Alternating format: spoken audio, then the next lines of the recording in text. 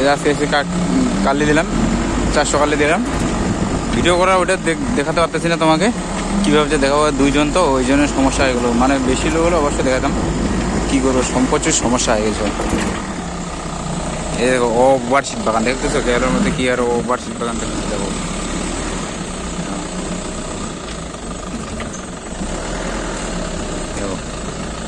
গোটাই ওভারশিট বাগান এটা কেরলের মধ্যে। এই যে একদম ছোট রোডটা, একটা গাড়ি ভাসতে দিচ্ছে আর একটা গাড়ি ভাসতে দিচ্ছে। এই যে এইখানে একটা বাইক রাখছে, গাড়িটা আমাদের এখন এই ছোলো করে বুঝছো, পুরো গাড়ি ছোলো করে দিয়েছে। আর প্রচুর সমস্যা এখানে, যা সমস্যা হয়।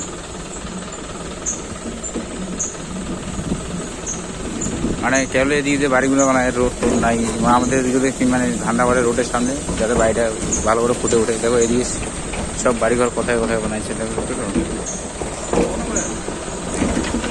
শুধু ওভারশিট বাগানের ভিতরে বাড়ি বানাচ্ছে এদিকে।